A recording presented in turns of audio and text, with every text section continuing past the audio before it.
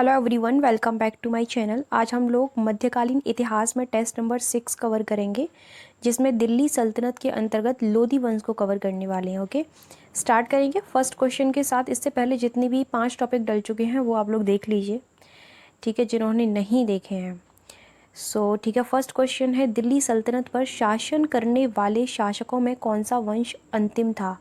Option है गुलाम वंश, खिलजी वंश, तुगलक वंश या फिर लोधी वंश। So correct answer is Lodhi वंश। Option number D is correct. Next, इसका एक्सप्लेनेशन है, दिल्ली सल्तनत पर शासन करने वाले शासकों में लोधी वंश, जो कि 1451 से 1526 ईस्वी तक चला था, यह अंतिम वंश था। इसके बाद दिल्ली पर मुगलों का अधिकार हो गया। इस वंश में 3 शासक हुए थे। ओके, नेक्स्ट क्वेश्चन है, किसने दिल्ली पर प्रथम अफगान राज्य की स्थापना की थी? मैं ऑप्शंस नहीं पढ़ती हूँ, ठीक है, केवल आंसर बताती हूँ। तो यहाँ पूछा गया है, किसने दिल्ली पर प्रथम अफगान राज्य की स्थापना की थी? ठीक है, तो वह स्थापना की थी बहलोल लोदी ने। Option number C is correct.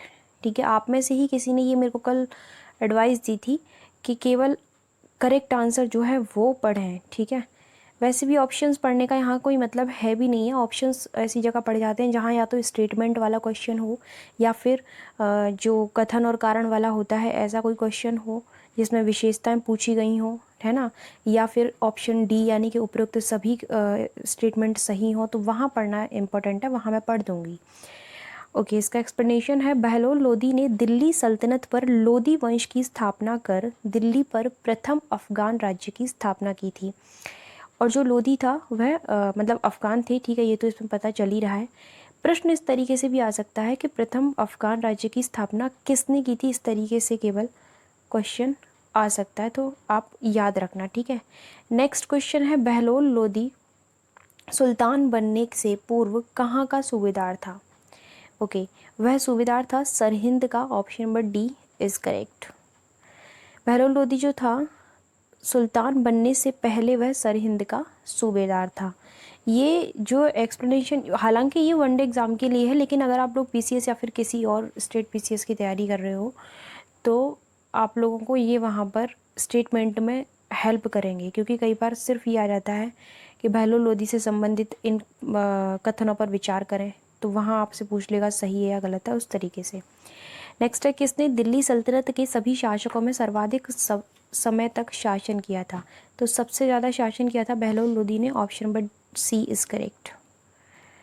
Okay, Bahlol Lodi ने दिल्ली सल्तनत के सभी शासकों में सर्वाधिक शासन किया था, और सर्वाधिक समय तक, और कितने समय तक किया था? तो 38 वर्षों तक शासन किया था। नेक्स्ट क्वेश्चन है, किसने जौनपुर को दिल्ली सल्तनत में मिलाया था? इम्पॉर्टेंट क्वेश्चन है, और जौनपुर को दिल्ली सल्तनत में मिलाया था बहलोल लोदी ने। Option number A is correct. Jaunpur के शर्की शासक हुसैन को पराजित कर जौनपुर को दिल्ली सल्तनत में मिलाना बहलोल लोदी की महत्वपूर्ण उपलब्धि थी। नेक्स्ट क्वेश्चन है, अच्छा, किसको पराजित करके उसने ये कार्य किया था? ये चीज़ भी आप लोगों को याद रहनी चाहिए।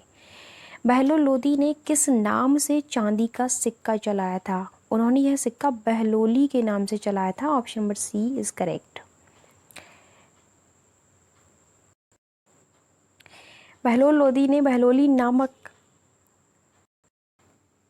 चांदी का सिक्का चलाया, जो अकबर के पहले तक उत्तर भारत में विनिमय का मुख्य साधन बना रहा। नेक्स्ट है, निम्नलिखित में से किसकी माँ एक हिंदू महिला थी? तो वह सिकंदर लोदी की माँ थी, जो एक हिंदू महिला थी। Option number C is correct. Next है, किसने आगरा की स्थापना की थी?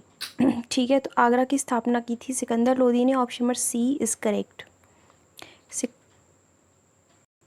सिकंदर लोदी ने 1504 में आगरा की स्थापना की थी। ये सन महत्वपूर्ण है, 1504 में, तथा इसे अपनी राजधानी भी बनाया था। इनमें से कौन गुलरुखी उपनाम से कविताएं लिखता था? इम्पोर्टेंट क्वेश्चन है ये। ठीक है, तो इस नाम से अपनी कविताएं सिकंदर लोदी द्वारा लिखी जाती थी। Option number A is correct. Sikandar Lodi Farsi का ज्ञाता था तथा गुलरुखी उपनाम से फारसी में कविताएं लिखता था। तो यह भी याद होना चाहिए कि किस लैंग्वेज में लिखता था। नेक्स्ट है, किसके काल में संगीत से संबंधित एक ग्रंथ जिसका नाम था लज्जत ए सिकंदर शाही की रचना हुई थी। प्रश्न यह है, किसके काल में इसकी रचना हुई थी? तो सिकंदर लोदी के काल में हुई थी। Option number A is correct.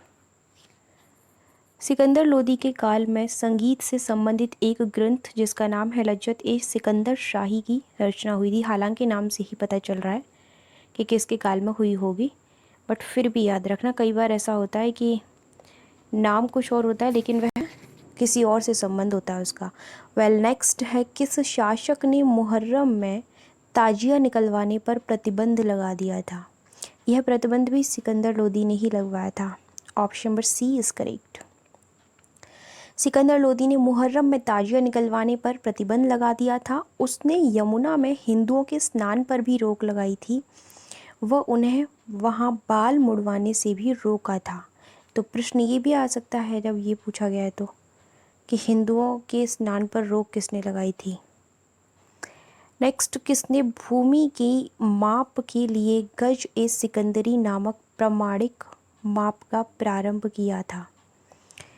तो यह प्रारंभ भी सिकंदरी गज ए सिकंदरी सिकंदर लोदी द्वारा शुरू किया गया था। Option number A is correct. इसका एक्सप्लेनेशन है, सिकंदर लोदी ने भूमि की माप के लिए गज ए सिकंदरी नामक प्रमाणिक माप का प्रारंभ किया था जो मुगल काल तक प्रचलित रही थी। नेक्स्ट है, किसने अनाज के ऊपर कर को समाप्त कर दिया था? यह समाप्त किया था सिकंदर लोदी ने। Option number A is correct. Sikandar Lodi ने अनाज के ऊपर कर को समाप्त कर दिया था। नेक्स्ट है, मोट की मस्जिद का निर्माण किसके द्वारा कराया गया था? इस मस्जिद का निर्माण मियाँ भुआ के द्वारा कराया गया था। Option number D is correct. Sikandar Lodi के शासन काल में मियाँ भुआ द्वारा 1505 ईस्वी में दिल्ली में निर्मित मोट की मस्जिद लोदी स्थापत्य कला का सर्वश्रेष्ठ नमूना है। मियाँ भुआ सिकंदर लोदी का वजीर था। यह एक प्रतिष्ठित विद्वान भी था। ओके, तो 1505 में किया था, ये याद रहना चाहिए। किसने तिब्ब ए सिकंदरी नामक औषधीय ग्रंथ की रचना की थी? इस ग्रंथ की रचना मियाँ भुआ द्वारा की गई थी। Option number D is correct. मियाँ भुआ ने तिब्ब ए सिकंदरी नामक औषधीय ग्रंथ की रचना की थी। तो यह क्या है? एक औषधीय ग्रंथ है। Next question is, Ibrahim Lodi कब दिल्ली की गद्दी पर बैठा था? इब्राहिम लोदी 1517 में बैठा था। Option number C is correct. Ibrahim Lodi Sikandar Lodi का ज्येष्ठ पुत्र था जो कि 1517 में दिल्ली की गद्दी पर बैठा था। नेक्स्ट है, खतौली का युद्ध किस वर्ष हुआ था? खतौली का युद्ध हुआ था 1518 में। Option number D is correct. 1518 में इब्राहिम लोदी तथा महाराणा सांगा के मध्य खतौली के युद्ध में इब्राहिम लोदी पराजित हुआ था। पहली चीज़, युद्ध कब हुआ था? दूसरी चीज़, किस किस के मध्य हुआ था? तो इब्राहिम लोदी एंड महाराणा सांगा के बीच। तीसरी चीज़, इसमें जीत किसकी हुई थी और पराजित कौन हुआ था? राइट, तीनों ही चीज़ें इंपॉर्टेंट है। नेक्स्ट, किसने बाबर को भारत पर आक्रमण करने के लिए आमंत्रित किया था? ओके, तो यह आमंत्रित किया था किसने किया था? राणा सांगा ने। आलम खां लोदी और दौलत खां तीनों ने ही किया था। It means option number D is correct. Ibrahim Lodi की शक्ति को तोड़ने हेतु राणा सांगा, आलम खां लोदी जो कि इब्राहिम लोदी के चाचा थे, व दौलत खां ने बाबर को भारत पर आक्रमण करने के लिए आमंत्रित किया। इनका उद्देश्य था बाबर की मदद से दिल्ली का सिंहासन प्राप्त करना। ओके, नेक्स्ट है, बाबर ने कब भारत पर आक्रमण किया था? बाबर ने भारत पर आक्रमण किया था 1526 में। Option number A is correct. Babur ने 1526 ईस्वी में भारत पर आक्रमण किया था। पानीपत के युद्ध में इब्राहिम लोदी को पराजित कर भारत में मुगल वंश की स्थापना की गई थी। तो ये तो बहुत कॉमन सी लाइन है, सभी को मालूम है ये, लेकिन फिर भी इस फैक्ट को याद रखना। 1526 में आक्रमण किया था, ये चीज़ भी याद होनी चाहिए। नेक्स्ट क्वेश्चन है, कौन भारत का एकमात्र सुल्तान था जो युद्ध भूमि में मारा गया था? वह एकमात्र सुल्तान फिरोज तुगलक था। ऑप्शन नंबर डी इस नहीं, एक सेकंड, गड़बड़ हो गई, ये इब्राहिम लोदी था। ऑप्शन नंबर बी है, सॉरी। पानीपत के युद्ध में इब्राहिम लोदी युद्ध भूमि में मारा गया। वह भारत का एकमात्र सुल्तान था जो युद्ध भूमि में मारा गया था। पानीपत के प्रथम युद्ध में बाबर की विजय का मुख्य कारण क्या था? बाबर की विजय का मुख्य कारण, देखिए, रूमी पद्धति, तुलगमा पद्धति और तोपों का प्रयोग, ये तीनों ही रीजंस थे। ऑप्शन नंबर डी करेक्ट हो जाएगा। ऑलराइट, एक सेकेंड, अभी एक चीज़ डिस्कस करूँगी इसमें, इस क्वेश्चन में कुछ इंपॉर्टेंट है। पानीपत के प्रथम युद्ध में बाबर की विजय में मुख्य योगदान रूमी व तुलगमा युद्ध पद्धति तथा तोपों का प्रयोग था। ठीक है, ये चीज़ क्लियर हो गई। इसमें प्रश्न था अभी कि कौन भारत का एकमात्र सुल्तान था जो युद्ध भूमि में मारा गया था। ये चीज़ तो ठीक है कि युद्ध भूमि में मारा गया और वह इब्राहिम लोदी था, बट यहाँ एक्सप्लेनेशन में एक चीज़ बताई गई है कि वह कौन सी युद्ध भूमि थी, किस युद्ध के दौरान मारा गया था। तो पानीपत के युद्ध के दौरान, ये चीज़ याद रखनी है। ओके, नेक्स्ट, सल्तनत काल के प्रांतों को क्या कहा जाता था? सल्तनत काल के प्रांतों को इक्ता और विलायत दोनों ही नामों से पुकारा जाता है। Option number C. सल्तनत को अनेक प्रांतों में विभाजित किया गया था जिसे इक्ता या विलायत कहा जाता था। इक्ता व्यवस्था वंशानुगत नहीं थी, यह हस्तांतरणीय थी। तो ऐसे प्रश्न आते हैं स्टेटमेंट वाले क्वेश्चन में। नेक्स्ट, इक्ता भूमि के प्रशासक को क्या कहते थे? भूमि के प्रशासक को वह मुक्ता कहते थे। Option number B is correct. इक्ता भूमि के प्रशासक को मुक्ता या फिर वली कहते थे। तो वली के नाम से अगर बात आती है तो ये भी याद रखना। मुक्ता या वली के कार्यों की देखभाल हेतु सुल्तान ख्वाजा नामक एक अधिकारी को नियुक्त करता था। ओके, नेक्स्ट है, किस शासक ने इक्ता भूमि को वंशानुगत बना दिया था? यह फिरोज तुगलक ने बनाया था। Option number D is correct. Firoz Tughlaq ने इक्ता भूमि को वंशानुगत बना दिया था। वह कौन सी भूमि होती है जिसकी आय सुल्तान के लिए सुरक्षित रखी जाती है? वह होती है खालसा भूमि। Option number B is correct. खालसा भूमि वह भूमि होती है जिसकी जो आय होती है, यानी उससे जितनी भी इनकम होती है, वह सुल्तान के लिए सुरक्षित रख दी जाती है। यह भूमि सीधे सुल्तान के नियंत्रण में थी। किसका काल अमीरों का स्वर्ण काल माना जाता था? वह काल था लोदी का। Option number D is correct. अमीरों का स्वर्ण काल लोदी काल को माना जाता है, जबकि बलबन का काल इनका निम्न काल था। नेक्स्ट है, किसका काल वजारत का स्वर्ण काल था? वजारत का स्वर्ण काल तुगलक काल था। Option number C is correct.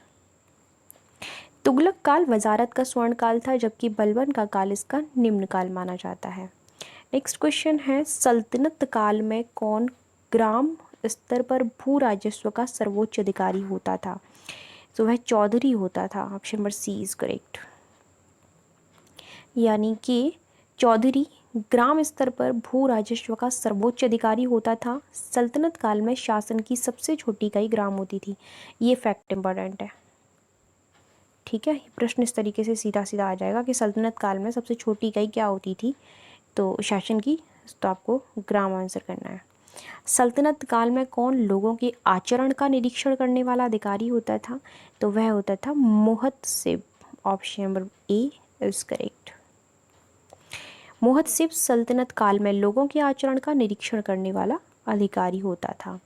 सल्तनत काल में किसका कार्य शहरों में शांति व्यवस्था दुरुस्त रखना था?